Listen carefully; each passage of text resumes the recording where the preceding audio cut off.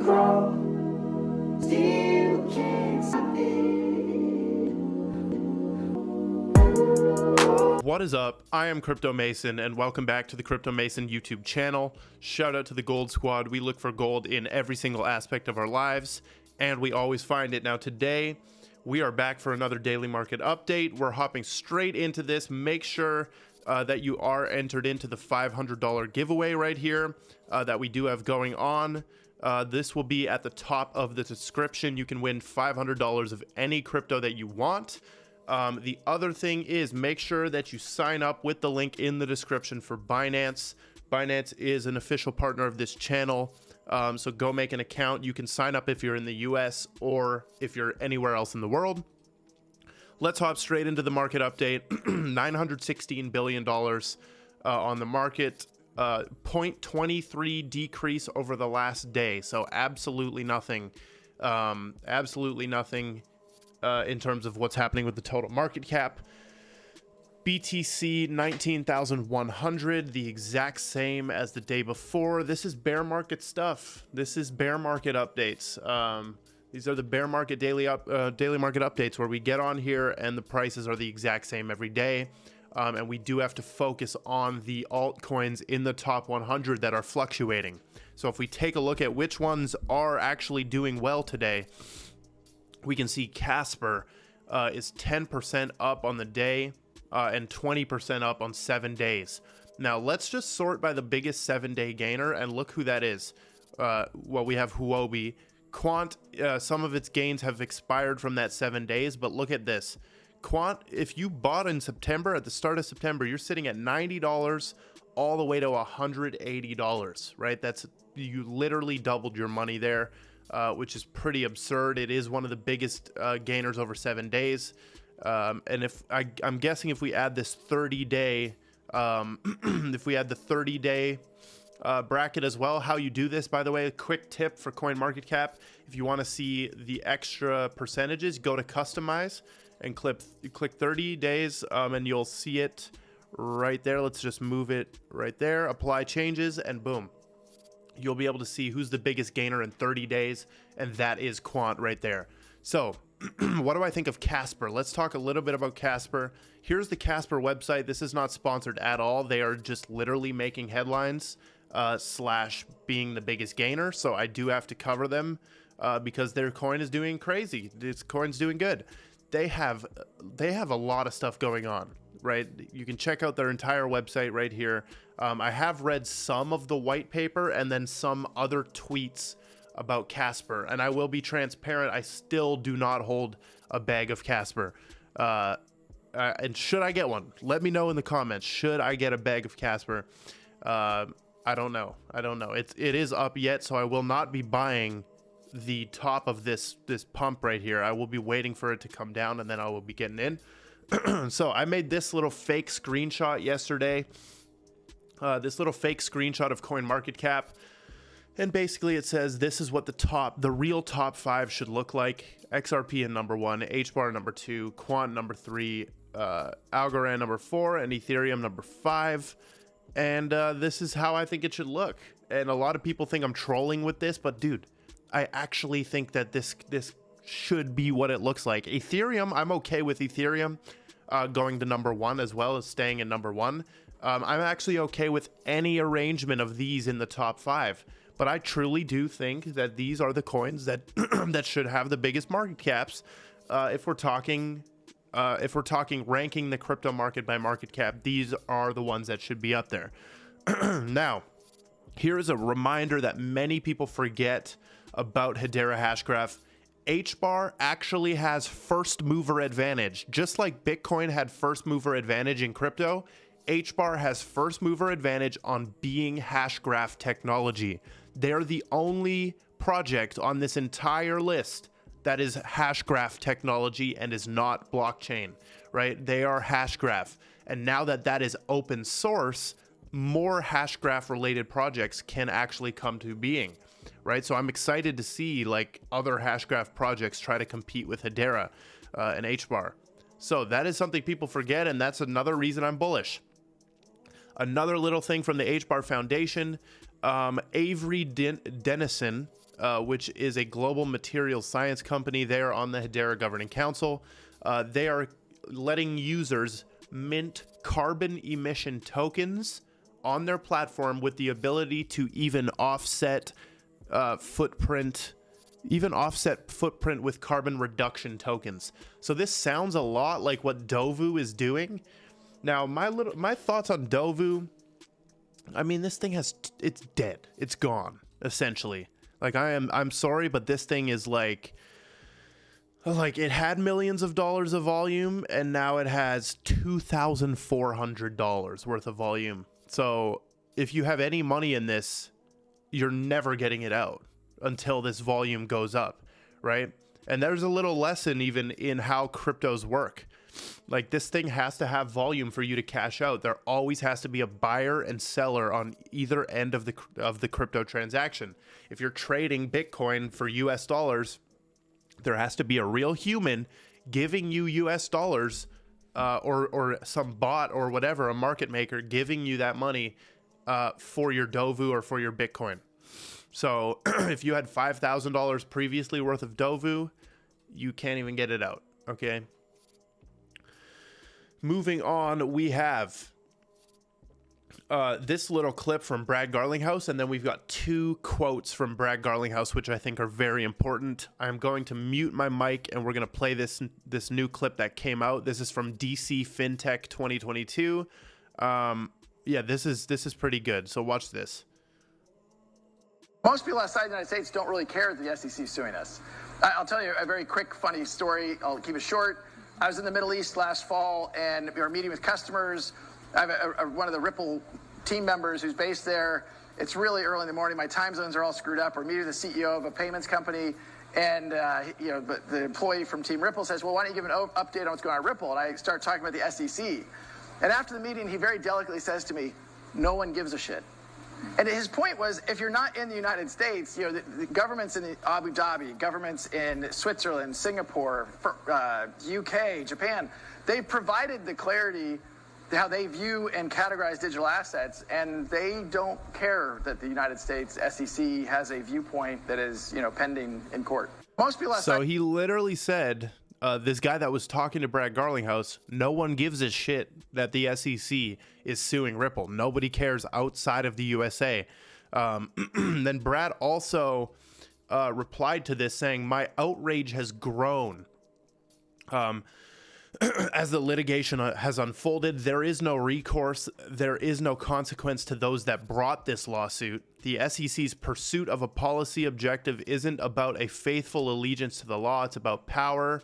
So he's like setting the example of how can't you see that archetype that goes against the SEC and, oh, it's about power. It's about power. The SEC is corrupt. He's setting that archetype. Brad is the essence of that archetype that you see with all these like Trump supporting XRP people. There's nothing wrong with it at all. I actually agree with this whole archetype. I agree with it. SEC is pretty bad. And it is about power. But I'm just showing you how like everybody sounds like this in the XRP community, right? Everybody sounds exactly like him. And then he also says, there is no regard for those companies and people that this approach has harmed. We all should be outraged. The SEC has clearly forgotten that the government works for the people. Okay. The government works for the people. Dope. Okay, that's Brad Garlinghouse for you. He is on the World Economic Forum. So another funny thing I feel like is it's pretty funny with the XRP community, right? They have Brad Garlinghouse literally like he's on the board. Look, Brad is the CEO of Ripple and a member of the board of directors of the World Economic Forum. Okay? Like, dude, you guys all hate on Klaus Schwab and all these. You hate on the World Economic Forum, but you're an XRP supporter, and your boy Brad Garlinghouse is on the board. He's on the board. So I feel like I'm one of the only ones on here that admit that Ripple is not all like rainbows and unicorns, dude.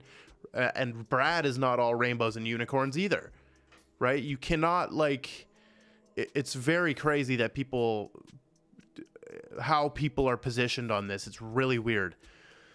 And it does relate to probably getting money and wanting XRP to go to crazy prices. Here's another quote from Brad. He said, "I remember when I first met with the SEC and Jay Clayton was there, and there was never a suggestion that XRP was a security."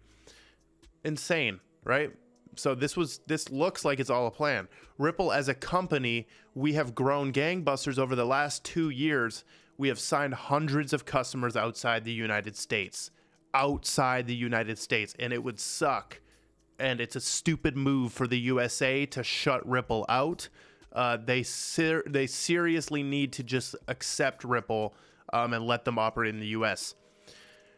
Speaking of the SEC and U.S. laws, we have a senator, U.S. Senator John Hickenlooper. What a name. Hickenlooper he's writing to urge the SEC to issue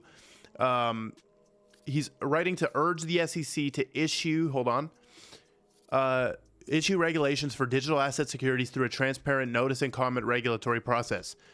Given the complexity of these issues and recognizing that some digital assets are securities, others may be commodities, and others may subject to a completely different regulatory regime, a formal regulatory process is needed now. So this is another senator basically calling on the SEC to hurry up and get a formal regulatory process in place. It is time for the SEC to actually engage. Second final thing right here, Morgan Stanley, the ex-Morgan Stanley CEO, admits crypto could be a huge way powering monetary transactions.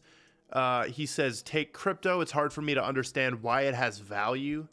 Like, dude, how? I don't understand. Some of these extremely smart traditional finance people still have problems, like, understanding why crypto has value. He says 50 years from now, maybe that will be a huge way that monetary transactions take place. It's a huge way now, not 50 years, dude. This guy is stuck in the TradFi thing. However, he is in support of crypto to an extent here. He says it's easy to wire. You don't wire crypto. You don't have to worry about putting it in a bank. It's on a computer. I like that aspect of this. He says you got to make sure it's insulated, protected, and no one can break into it. 50 years from now, I think things will be even more electronic and driven more and more by input from humans in the computers on how to trade, blah, blah, blah. Okay, boomer standpoint for sure, but he is right. He is right that it is a huge way right now, and it will become even huger. Now, final thing I want to talk about is on the NFT side of things. The NFT royalties discussion has been going around, and basically people are saying that these projects should have 0% royalties, and like people should change their royalties in their contracts and blah, blah, blah to 0%. So if you don't know how this works, we're going to go to OpenSea, okay? We're going to go to Bored Ape Yacht Club, and I'm going to give you the most mind-blowing lesson in NFTs ever. If you're like a beginner sort of to NFTs or even an intermediate, just to understand this in the way I'm about to tell you is crazy, okay? Let's click on a Bored Ape, right? This is the biggest collection. Bored Ape, let's click here, the details. Here is the actual royalties. It says 2.5%. Now let me see. Bored Ape Yacht Club royalties. Royalty percentage. Now let's verify. Yes. Okay, it is a 2.5% royalty. 2.5% royalty. And OpenSea is taking a cut of that. So basically, so they get 2.5% of this total volume. 2.5% of that total volume goes to them. So if you make an NFT collection, right, and somebody trades one of your NFTs to somebody else, you still make money. So imagine you made a painting, like you drew a painting, right? You sell that painting to somebody for $5,000. They hold it for 5 years. Then they want to sell it to somebody else, and they sell it for $10,000. You get a percentage of that sale. If there's an NFT attached, you still make money whoever it sells to. So NFTs kind of immortalize your work in that way. Like they immortalize it. Like you can make money off the same thing. It's like a book, or it's like movie royalties. If an actor chooses to take some of their payment in royalties from the total amount of what the movie does, that's usually the smartest play. I believe the people from Friends, the Friends actors, they earn 1 billion. Warner Bros earns 1 billion a year. 2% or 20 million goes to each of the stars every year. So because they chose to take royalties here, they make 20 million every single year off the royalties from Friends. So that might have been a decision in the moment that they had to make, which was take less money in exchange for royalties. But this is something that NFTs have built in, right? So the Friends people, they were offered like a contract. They had to either probably take an upfront amount, or they could get royalties on all of the Friends sitcom show, and they make 20 mil a year because they chose the royalties. So people think that, or people are pushing that NFT projects should have 0% royalties now. The only tweet I put out on this was 0.0% NFT royalties are stupid, and I think it will become like a we're gluten-free type of virtue signaling. It's simply a new marketing strategy to position as the good guys. So how I look at it is that this is like the we're gluten-free thing, just tacking on extra stuff that makes your product better. Like, oh, we're gluten-free, so you can buy it. Or I don't want to compare it to this, and don't cancel me or anything for this, but it's kind of like the we're cruelty-free. We're cruelty-free, or we're like, I don't know, we're green. Like we're 100% made of recycled plastic or recycled cardboard or whatever. It's really like that. I view this 0% royalty thing. Like people will support the projects more because they're 0% royalty. So it's simply a new marketing strategy to make an NFT project that has 0% royalties, and position yourself as the good guys. Like, oh, we're not trying to make money on every single sale. The mint is enough for us. The mint is, I think, is bullshit. It's stupid. So that's my thoughts on that. That will wrap up the daily market update.